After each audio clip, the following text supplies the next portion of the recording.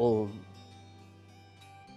अमृत वाणी के इस कार्यक्रम में आर्य सभा मॉरिशस की ओर से मैं आप सभी दर्शकों का और प्रिय सभी श्रोताओं का मैं हार्दिक अभिनंदन करता हूं। सबको सादर नमस्ते। आज इस कार्यक्रम में महर्षि दयानंद सरस्वती, जो आर्य समाज के फाउंडर थे, जिन्होंने 1875 में भारत में मुंबई में आर्य समाज की स्थापना की थी, उनके विषय में मैं आपसे कुछ बातें करने के लिए यहाँ पर उपस्थित हुआ हूँ। महर्षि देव दयानंद सरस्वती जी के उपकारों को कुछ मैं आपके बीच में शेयर करने के लिए यहाँ पर उपस्थित हूँ। जैसा आप सभी जानते हैं कि सनातन का अर्थ क्या होता है? जो सदा से है, जो सदा से चला आ रहा है, उसे सनातन कहते हैं। तो जो सत्य विद्याएं हैं, जो ट्रू नॉलेज है, जो यूनिवर्सल ट्रुथ्स हैं, जो यूनिवर्सल ब्रदरहुड है, ये सदा से चली आ रही हैं, इन्हें सनातन कहते हैं। यूनिवर्सल वैल्यूज, यूनिवर्सल ट्रुथ, इनको वेद के माध्यम से परम पिता परमेश्वर सृष्टि के प्रारंभ में हम ह्यूमन बींग्स को इनका उपदेश करते हैं। तो जो हम ह्यूमन बींग्स हैं, जिनके लिए परम पिता परमेश्वर, जिनका मुख्य निज नाम ओम है, वो यूनिवर्सल ट्रुथ का उपदेश करते हैं। सभी प्रकार के ट्रू नॉलेजेस को हमें वेदों के माध्यम से समझाते हैं, और जिन वेदों के अंदर हमें दोनों प्रकार का फिजिकल नॉलेज और मेटाफिजिकल साइंसेज एज वेल, दोनों प्रकार का नॉलेज जहां परमात्मा हमें देते हैं।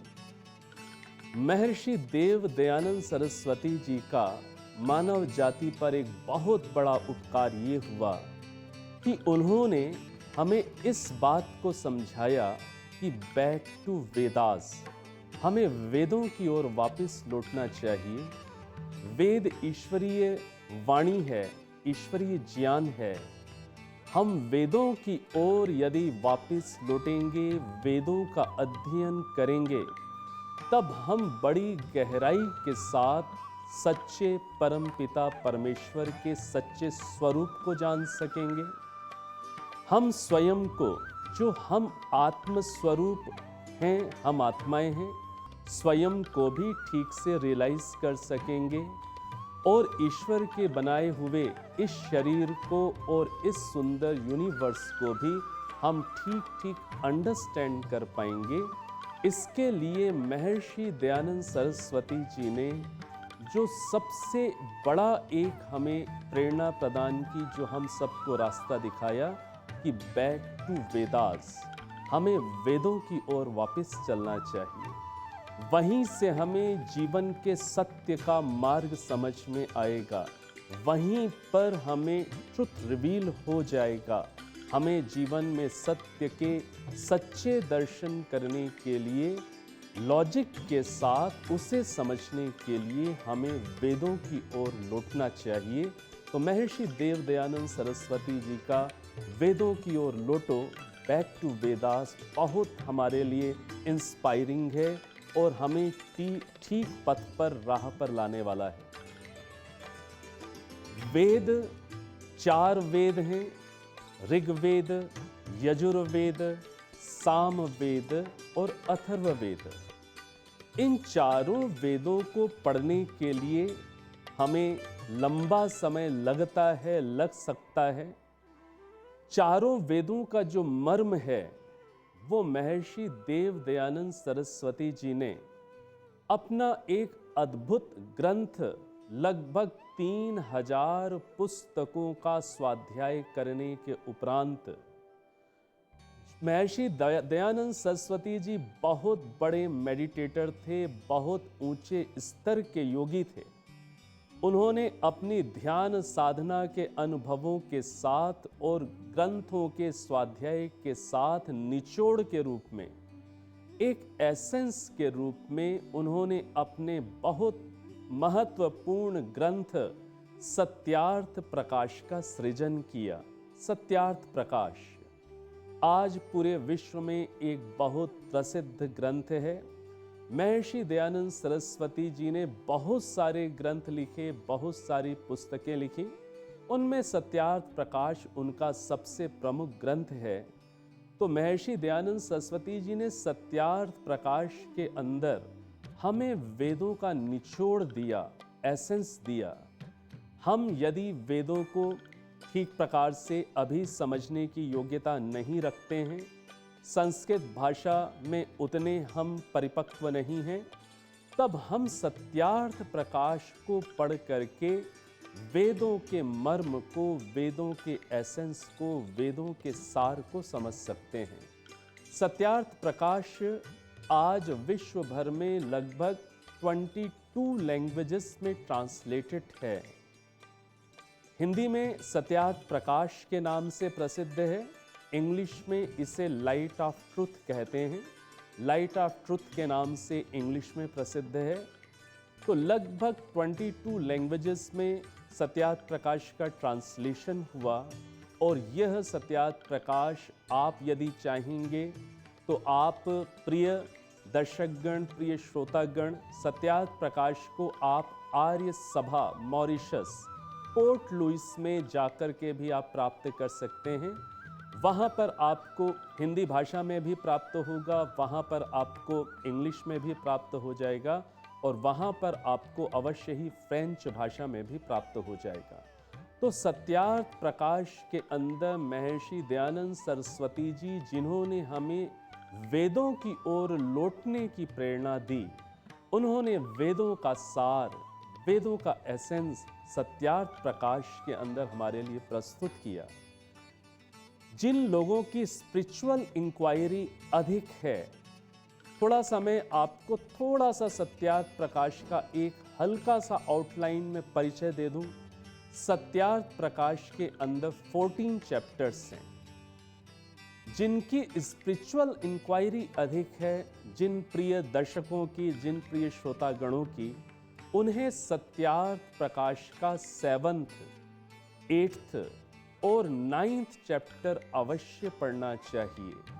7th, 8th और 9th चैप्टर जिनकी स्पिरिचुअल इंक्वायरी है, जो ये जानना और समझना चाहते हैं कि हमें मेडिटेशन कैसे करना है, हमें सच्चे प्रभु के सच्चे स्वरूप को कैसे समझना है, हमें प्रभु से कैसे जुड़ना है, वेद क्या हैं, वेदों के अंदर ईश्वर का स्वरूप कैसे प्रस्तुत किया गया है, जो इस बात को समझना चाहते हैं उन्हें सत्यार्थ प्रकाश का 7th चैप्टर पढ़ना चाहिए। इसी प्रकार से जो लोग इस बात को समझना चाहते हैं कि ये संसार कैसे बना है, ये क्रिएशन कैसे हुई है, वैदिक व्यू क्या है, ये क्रिएशन बनी कैसे, वैदिक व्यू तो यही बात हमें कहता है कि इस सुंदर संसार को ईश्वर ने बनाया, जिनका मुख्य नाम ओम है।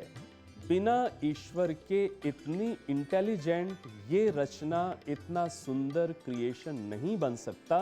तो ईश्वर ने इस सुंदर यूनिवर्स को कैसे बनाया, उस प्रोसेस को यदि समझना है, उसको यदि थोड़ा हमें डिटेल में जाकर के समझना है, तो हमें सत्यार्थ प्रकाश का 8th चैप्टर पढ़ना चाहिए, 8वां समुल्लास पढ़ना चाहिए।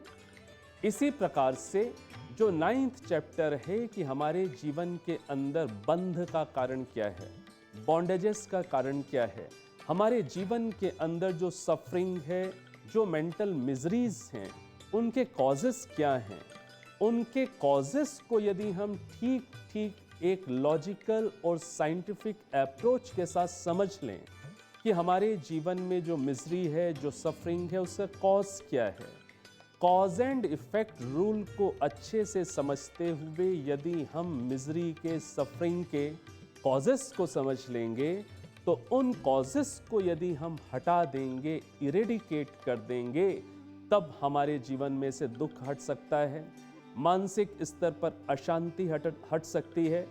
इसी प्रकार से हमारे अंदर हैप्पीनेस, सुख आए, आनंद आए, तो सुख और आनंद के, शांति के, सुख के, आनंद के कॉजेस क्या हैं, वो अंदर कैसे जनरेट किए जा सकते हैं, उनको यदि कॉजेस के साथ हम समझ लेंगे और उन पॉजिटिव कॉजेस को यदि हम लाइफ में एब्जॉर्ब करेंगे, इम्बाइब करेंगे, अपने जीवन के अंदर लेकर आएंगे, तब निश्चित रूप से हमारे जीवन में शांति आएगी, निश्चित रूप से हमारे जीवन में संतोष आएगा, सेटिस्फैक्शन आएगा और प्रसन्नता आएगी और आंतरिक हार्दिक हैप्पीनेस आएगी। तो महर्षि दयानंद सरस्वती जी हमें वेदों की ओर लौटना चाहिए और वेदों का जो जिस्ट है, मर्म है, उसे समझने के लिए उन्होंने हमें मनुष्य जाति को सत्यार्थ प्रकाश बना करके दिया। महर्षि देव दयानंद सरस्वती जी ने नारी जाति पर बहुत उपकार किए। एक समय था इस धरती पर कि नारी जाति को, हमारी माताओं को, बहनों को, बेटियों को अध्ययन करने का अधिकार नहीं था। वो वेद के मंत्र नहीं सुन सकती थी, उनके मीनिंग्स को नहीं समझने के लिए उन्हें एजुकेट किया जाता था। महर्षि दयानंद सरस्वती जी ने नारी जाति के लिए ये संदेश दिया कि वेद मनुष्य मात्र के लिए हैं, वो केवल पुरुषों के लिए नहीं हैं, वो मनुष्य मात्र के लिए हैं। स्त्री पुरुष सभी का समान रूप से उन पर अधिकार है। वो केवल भारतीयों के लिए नहीं है, केवल हिंदुओं के लिए नहीं है, केवल आर्यों के लिए नहीं है, वो सबके लिए हैं, मनुष्यों के लिए हैं। तो हम सभी मनुष्य ईश्वर की वाणी वेद को पढ़ें, वेद को समझें। यह संदेश ऋषि दयानंद जी ने हमें दिया। तो हम उनके इन उपकारों को स्मरण करते हुए महर्षि दयानंद सरस्वती जी को स्मरण करते हैं, उनका बहुत बहुत धन्यवाद करते हैं। तो हमें वेदों की ओर लौटना है और वेदों की ओर लौटकर उसके मर्म को समझने के लिए हमें सत्यार्थ प्रकाश से जुड़ना है और नारी जाति के ऊपर जो ऋषि दयानंद सरस्वती जी के उपकार हैं, उसे भी नारी जाति आज स्मरण करती है। और आज हमारे पास कई स्कॉलर, हमारी बहनें, माताएं आज उपलब्ध हैं जो ऋषि का और वेदों का काम कर रही हैं। इन बातों के साथ मैं अपनी वाणी को विराम देता हूं। पुनः आप सबका हार्दिक अभिनंदन करता हूं और आपको नमस्ते करता हूं और हम जीवन की ओर ऋषि को समझे, ऋषि दयानंद की ओर बढ़ें। इन्हीं शुभकामनाओं और प्रेरणाओं के साथ आपका अपना ही ओम नमस्ते।